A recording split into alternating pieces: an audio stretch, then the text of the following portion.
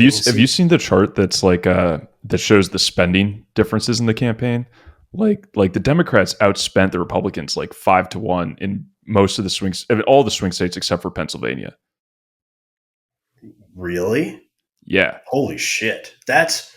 Oh my God. That is preposterous. Like the fact that you take the L, like we were talking about earlier, of having the, media strategy of courting like the 50 and 60-year-old voters, and then also spending 5 times as much as the Trump campaign did to go through these, what were in effect more appropriate platforms to do outreach on.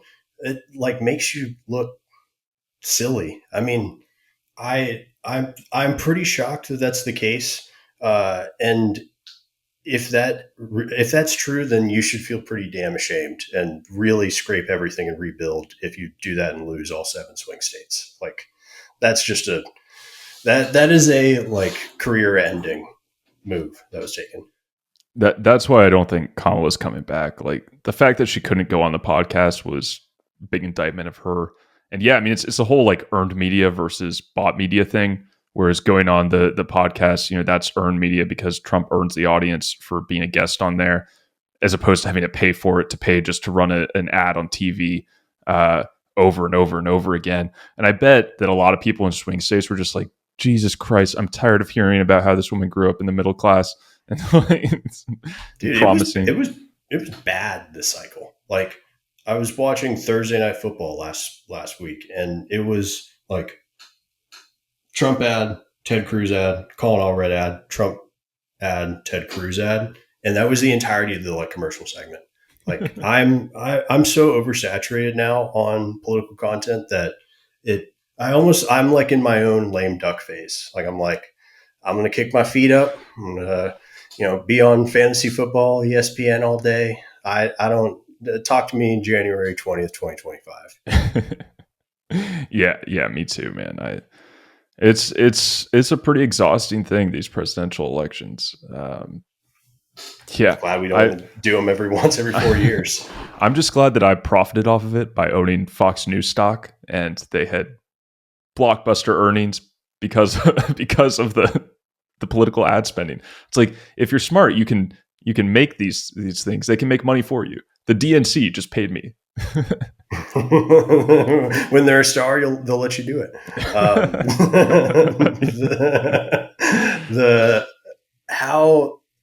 How happy do you think Jeff Yoss is feeling right now? Because he must have really made fucking bank election night. Yeah, I'm sure he made bank, and even in the aftermath too, he was probably levered long on the market in some capacity. And then TikTok, his ByteDance stake is worth way more than it was just a few weeks ago. Dude, if you're TikTok, you're groovy now, right? I feel like Trump's not going to bring back the TikTok ban talk of 2020. We'll see. I mean, yeah, I don't know how beholden he really is to Yas. There's been talk about making him like the Treasury Secretary or something, which would, by the way, would be nuts because he's like a hardcore, like Ayn Rand devotee, like insane. I mean, that surprises me so little, but also is just a little unnerving. The veering away from the norm when it comes to cabinet appointees is where I think the administrations they let their freak flag shine. They just they do blatantly stupid things, like Pete Buttigieg, rising star of the Democratic Party, putting aside the obvious questions. We're going to give him a completely thankless, doomed to fail job like Secretary of Transportation. Fucking Trump made Rick Perry energy secretary. Rick Perry couldn't even remember the 3 agencies he wanted to cut, and one of them was the energy department. It's just where the craziness, because it's really something that you can't really be held to account to, that they're just going to be absolutely wild. I'd love to see some crazy picks. I think the Treasury one right now is actually down between John Paulson and Scott Bessent, so two hedge fund guys. Paulson, who's obviously famous for for one trade for making money off the subprime mortgage crisis in 2008 by going short those mortgage-backed securities, and then Scott Bessent, who is a George Soros fund manager who trained under the auspices of George Soros and is a macro guy by trade, who actually I think has some pretty reasonable views and is a pretty interesting guy. But anyways, it's just like, yeah, I do think the shape the administration takes is going to be a major wild card. Do you think that Paulson run Treasury just brings out the bazooka in any sort of future financial crisis? Ooh, I doubt it. Actually, I doubt he would. But I don't. It's like tough. Like I don't think Paulson's particularly smart. Like I'm telling you, he made all his money off one trade. Like, and he's lost Better money. be lucky than good. That true. Well, he's lost money. Yeah, He's down. No, he's lost money like since then. Like his peak in his net worth was after 2009, and somehow he has not taken. Maybe he's worth more now, but he's not taken it. He's not beat the market in any sense. I mean, was the second candidate the one that you sent me that Wall Street Journal long form piece about the Florida guy? Yeah. His name's Scott Bessent. He's this gay Republican hedge fund manager, and he's a really interesting guy. He's done some interviews. He did one recently on the Capital Allocators podcast that was pretty good. And he was on another podcast I listened to a while ago. I was actually just on the Wall Street Journal. He just had an opinion piece on there that says the title is "Markets Hail Trump's Economics," which makes me think that he is still lobbying for himself. That sounds pretty descriptive. But a lot of tell me that anyone else on the Wall Street Journal could have written that article. True.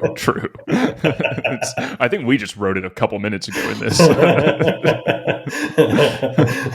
Stocks up as Trump lovers rejoice. He's a smart macro guy, though. He was one of the lead analysts that helped Druckenmiller short the pound back in the early 90s when they made like $1 billion off that trade. They broke the Bank of England.